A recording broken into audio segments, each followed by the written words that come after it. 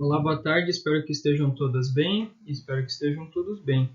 A gente vai seguir aqui então com a nossa aula de número 5, onde hoje traremos aqui na disciplina de Introdução a Materiais Plásticos o conteúdo relativo a novas tecnologias. O que tem de novo aí relacionado a esse mundo e o que tem de novidade aí, tá?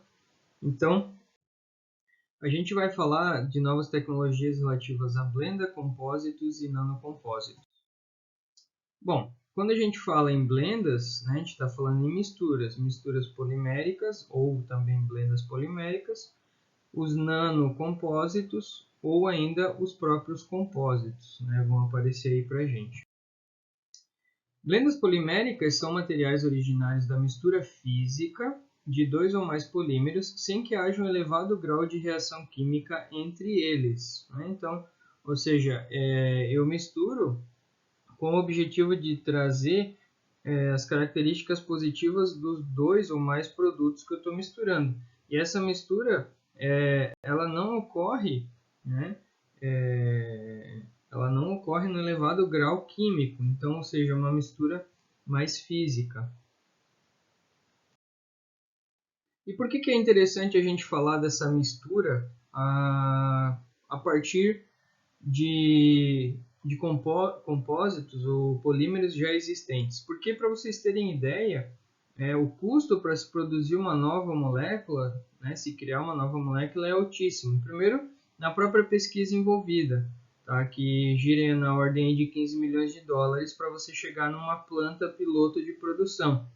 Só que você vai encontrar uma série de obstáculos tecnológicos envolvidos, por exemplo, na produção desse novo material. Então, ou seja, além de todo o processo de desenvolvimento do sistema de polimerização, eventualmente, em muitos casos, você vai precisar de equipamentos especiais para produzir esse produto, para fabricar esse novo polímero, essa nova molécula. Então, não se torna algo viável economicamente. Por isso, se busca as alternativas na união, né, de dois ou mais polímeros, e não a nível químico, mas a nível físico. Então, ou seja, né, quando você fala em mistura, eu vou ter um polímero A e um polímero B, vou fazer uma mistura desses caras.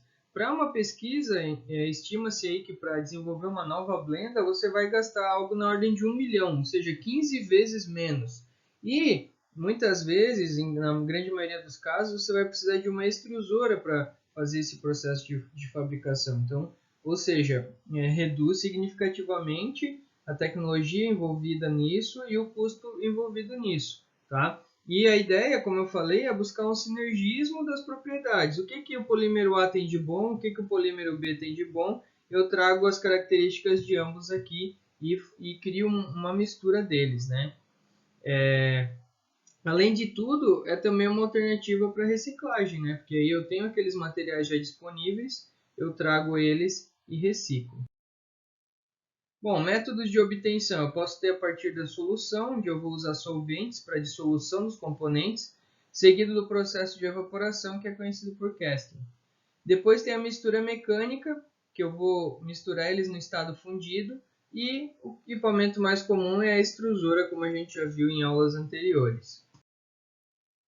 As blendas, então, elas vão se dar a partir de uma mistura física de dois ou mais polímeros que apresentam um pequeno ou nenhum grau de ligação química primária entre seus componentes. Então, é aquele bolo com recheio de coco, né? Então, você vai ter a massa do bolo, mas você também percebe o coco. Você tem a percepção da granulatura do coco que está envolvido ali no teu bolo. Então, ou seja, uma mistura física. E eles vão se classificar em questões de miscibilidade e de compatibilidade. Miscibilidade é definida como uma mistura íntima entre cadeias moleculares de diferentes polímeros. É uma mistura em nível molecular, ocorrendo a formação de uma única fase. O sinônimo de miscibilidade para a mistura de compostos químicos de baixa massa é solubilidade. Tá? Então, é essa comparação que a gente tem que ter. E compatibilidade já é um termo mais genérico do que a miscibilidade. e se refere aos estados de mistura com os quais foram ou não obtidas as propriedades desejáveis. Um sistema polimérico ele pode ser immiscível, porém compatível. E quais são as razões de utilizar e buscar blendas? Melhora de propriedades. Então, ou seja, eu pego um polímero que tem uma boa resistência ao impacto e acrescento nele um que vai me trazer mais ductibilidade, ou mais resistência à abrasão, ou menor inflamabilidade. Então, esse é o objetivo de efetuar uma mistura. Eu vou trazer o que tem de bom de ambos os polímeros. Além de eu posso ter também como objetivo uma melhora na processabilidade do material. Então eu vou fazer uma mistura simplesmente porque adicionando determinado polímero B no polímero a forma de processar ele vai ficar mais simples, vai ficar mais barata. Facilidade também de reciclar, eu posso misturar visando a reciclagem, a diluição para reduzir também o custo do produto. Então, dependendo da minha peça, eu posso colocar um segundo polímero só para ocupar espaço, só para ganhar espaço ali, para reduzir custo, por exemplo. Ele tem um baixo custo de desenvolvimento, como a gente já viu anteriormente, um processamento mais fácil também. E ele tem diversos ramos de aplicação, desde a indústria automobilística, passando por eletroeletrônicos, embalagens e bens de consumo. O processamento através da extrusão vai acontecer da seguinte forma, Eu vou ter que primeiro analisar a matriz que vai ser usada e a sua taxa de cisalhamento, ou seja, a velocidade do perfil da rosca, a dispersão dessas gotas, se vai ser em forma de gotas ou fibrilar, e aí eu posso ter uma extrusora de rosca dupla, onde eu tenho altas taxas de cisalhamento, vai me dar uma morfologia mais fina e uniforme, ou uma extrusora de rosca simples, com menores taxas de cisalhamento, onde eu tenho uma morfologia mais grossa e menos uniforme. Aí eu também posso utilizar a injeção para confeccionar as blendas. Aí também eu vou ter que verificar o tipo de molde usado para cada tipo de blenda e a morfologia em camadas que será gerada. E aí, aqui, o contato com a superfície do molde vai ter uma tendência a gerar fibras ou gotas alongadas. E a parte interna já vou ter como base dispersão em gotas. Agora eu vou dar alguns exemplos de algumas blendas bastante utilizadas no mercado. Primeiro, as blendas de PPO, polióxido fenileno. Devido ao elevado preço e dificuldade de processamento, na época esse polímero ele não ganhou muita importância comercial. Tá? Então foi criado e tal, só que acabou não seguindo. Então a GE decidiu, em 1966, ingressar no mercado de blendas. Tá? E aí ela desenvolveu, a partir do PPO, dois produtos, o Noril e o Noril GTX. Mas o que ela fez? Ela fez modificações desses PPOs com poliestireno de alto impacto e com poliamida. Então ela criou ali as blendas, que foram um sucesso e que vocês vão ver são utilizadas aí amplamente até hoje, tá? As principais propriedades da blenda Noril: elas possuem uma excepcional estabilidade hidrolítica e uma baixa absorção de água. Esse tipo de blenda pode ser aplicado diretamente em contato com água quente, sem prejuízo das propriedades mecânicas. Já a blenda Noril GTX, elas têm ainda uma característica superior quando fala-se em temperatura de deflexão térmica, tá? E elas também diferem dos produtos Noril convencional porque elas têm resistência maior a produtos químicos, resistência maior ao calor, superior absorção de água e nível de contração durante o esfriamento do molde. Então, é um baita produto que pode atender diversos tipos de produtos e segmentos. E as aplicações desses caras vão desde painéis de instrumentos e componentes da indústria automobilística, passando por aerofólios e para-choques, painéis laterais, conectores e bobinas, carcaça de compressores, rotores de bomba. Outra blenda que chama atenção é a blenda do policarbonato, que vai ser a blenda PC, que daí pode ser o poliéster termoplástico, que vai ser o PC-PET, e o PC-PBT, que vai vir do polibutileno tereftalato, que vai ser chamado comercialmente de xenói.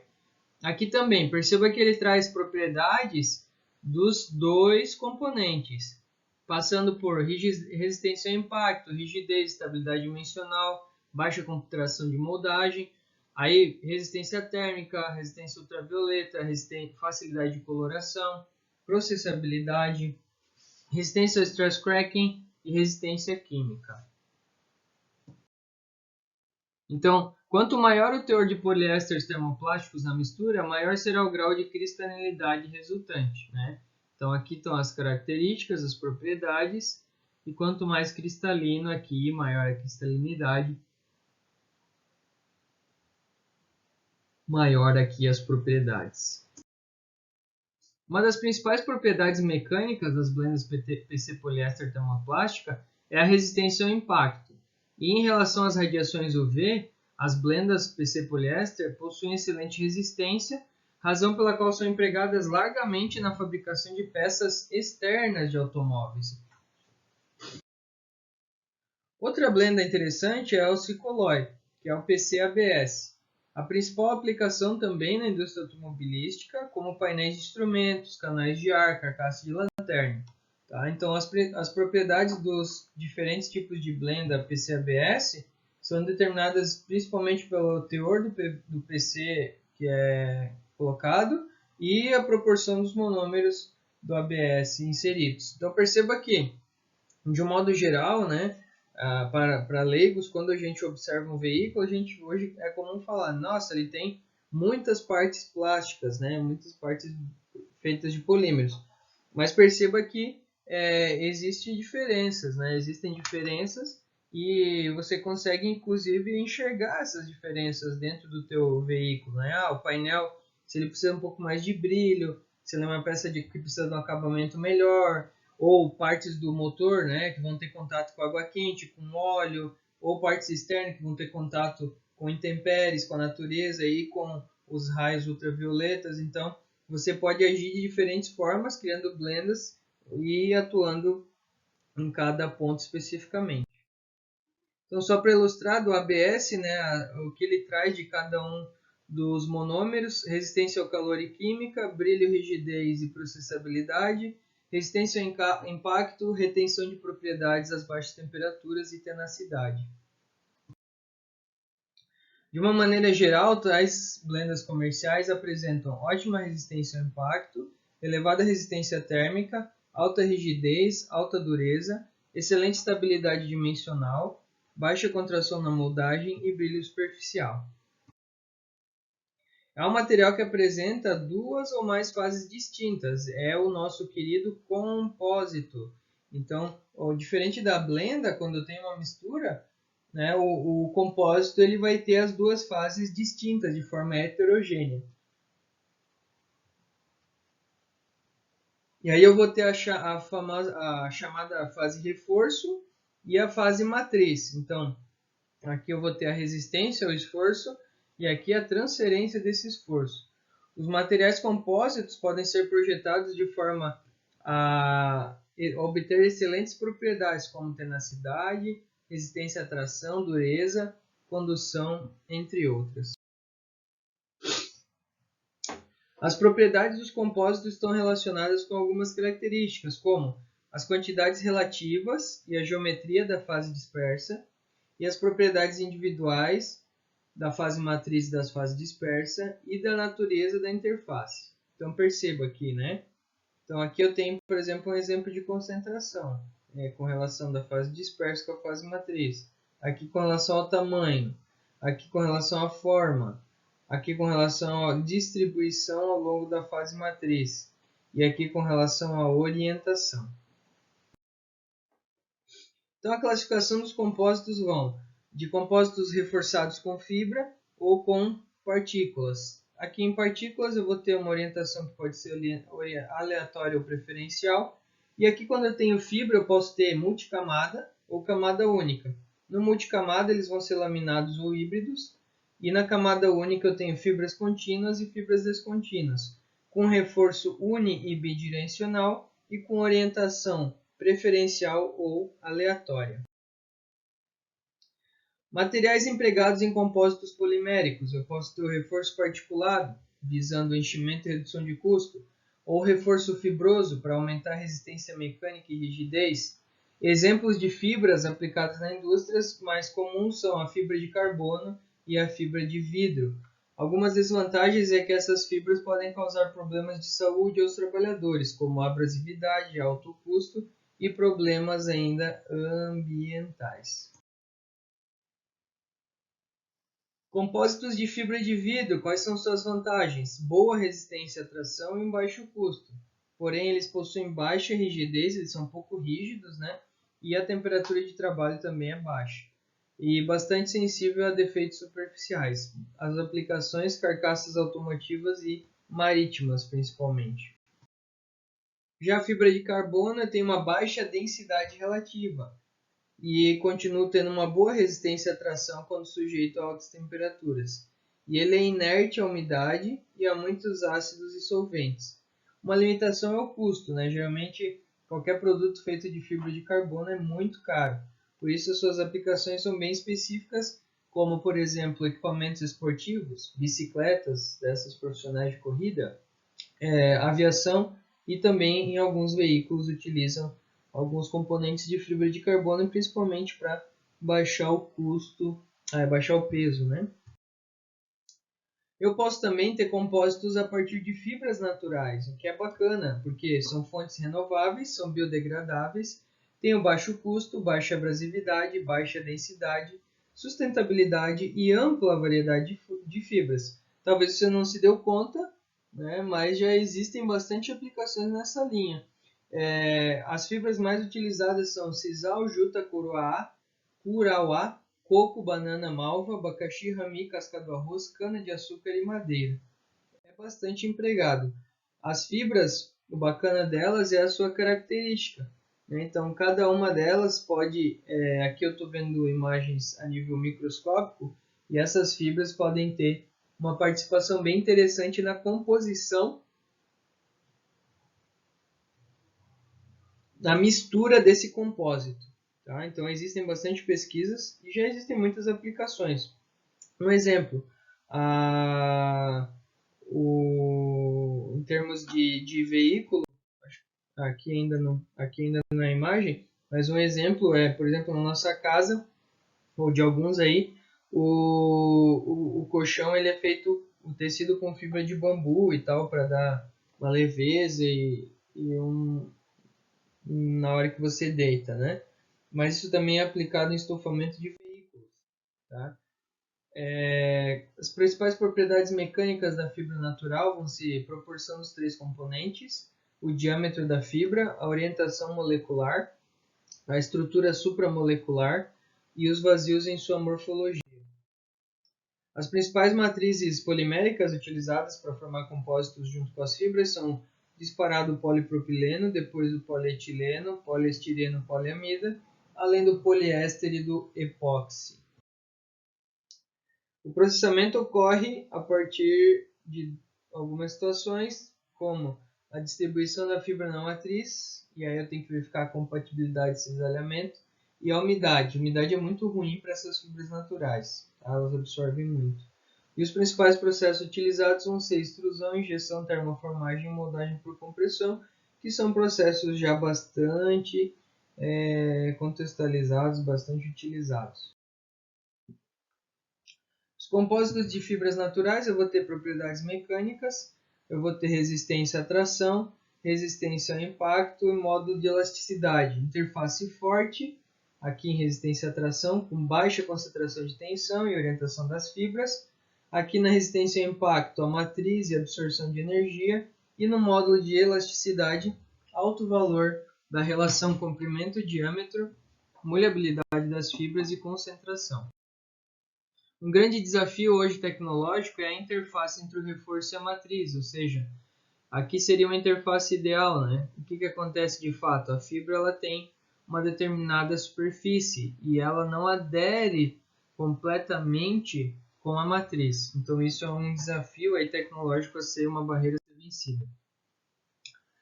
O teor máximo possível de se incorporar uma matriz termoplástica, então dependendo do tamanho da fibra, do tipo de processo e acabamento superficial desejado, então esse é um desafio também, e o tamanho da fibra. Então existe um comprimento crítico que atinge o nível de tensão máximo, e depende da matriz, além de aspectos hoje de nanotecnologia que podem ser incorporados também nesses desafios.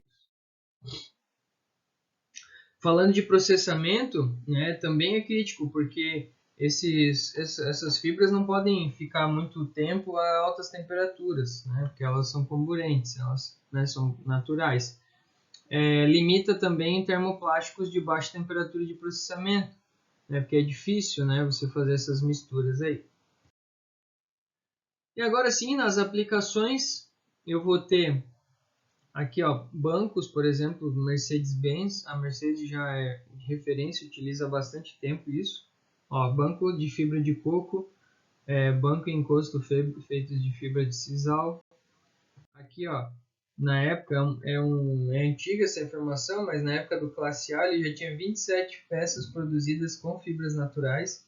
E aqui a Classe E com 50 peças. Então, muito bacana também essa iniciativa, né? As fibras estão aí disponíveis na natureza e o pessoal está incorporando as tecnologias de fabricação para aplicá-las nos produtos. Ó, painéis de portas feitos com 60% de fibras vegetais, mesas articuladas,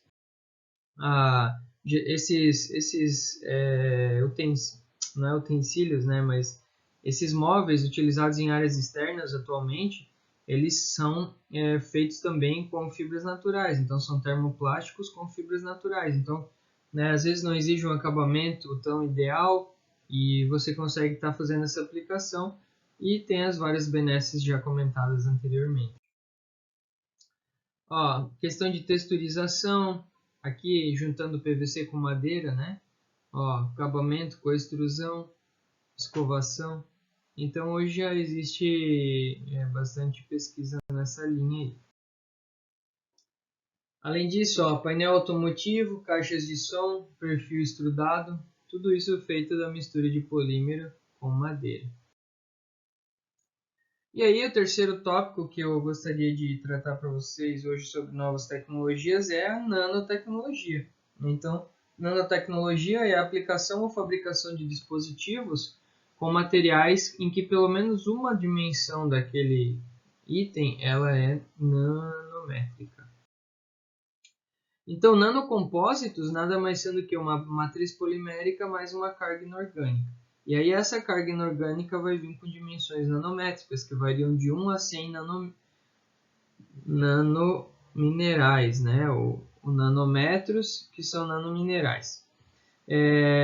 A ideia é um aumento da resistência através de interações que vão ocorrer a nível atômico ou molecular. Esses nanominerais, os chamados de nanopós, se refere ao tamanho do grão que vai de 1 a 100 nanômetros em pelo menos uma das coordenadas. Se eu tenho 3 dimensões, eu digo que eu tenho isodimensionais, que são nanopartículas de sílica, como o Sol gel. Se eu trabalhar em 2 dimensões, eu tenho tubos ou fibras, que vão ser os nanotubos de carbono. E se eu tenho uma dimensão, eu trabalho as lamelas, que tem espessura nanométrica. Então, uma das dimensões sendo nanométrica, você já tem uma nanotecnologia ali envolvida.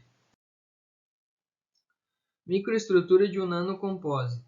Né? Então, eu tenho o microcompósito, eu tenho aqui o silicato em camadas e o polímero. Aí faço a mistura, dependendo de como eu faço a mistura, ele vai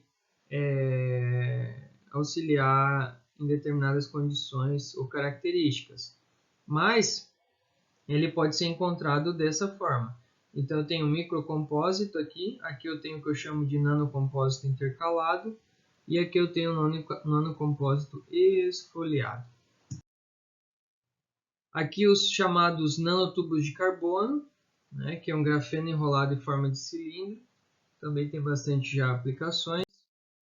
Quais os benefícios? Né? Então, por exemplo, eu posso ter um ganho de resistência mecânica. Como? eu adiciono aqui as lamelas esfoliadas de nanotubos, certo? E aí quando eu aplico aqui uma força nesse material, nesse polímero, aquelas lamelas vão ajudar a aumentar a resistência à tensão aqui, né? A tração. E diferente, né, de que quando eu tivesse apenas as cadeias poliméricas. Então eles ajudam aqui estruturalmente. Da mesma forma, eu posso, por exemplo, criar uma propriedade de barreira. Então, suponha que eu tenho um polímero, esse polímero aqui ele tem um gás aqui internamente, e esse gás ele tende a quimicamente reagir com o polímero, certo? E, eventualmente, eu vou ter aqui uma barreira superada. Então, eu posso colocar essas lamelas esfoliadas que elas vão ajudar a criar uma barreira física aqui, estruturalmente, nesse compósito. Outra propriedade bacana é, por exemplo, para ganhar uma propriedade anti-chama. Então, eu tenho um material que ele é inflamável, né? Ele não é auto-extinguinte. Então, eu coloco lamelas esfoliadas de nanotubos, formando nanocompósito, em que essas lamelas elas têm a capacidade de autoextinção da chama. Então, se esse cara pegar fogo, quando ele encontrar essas lamelas, o fogo vai cessar, o que é bem bacana também.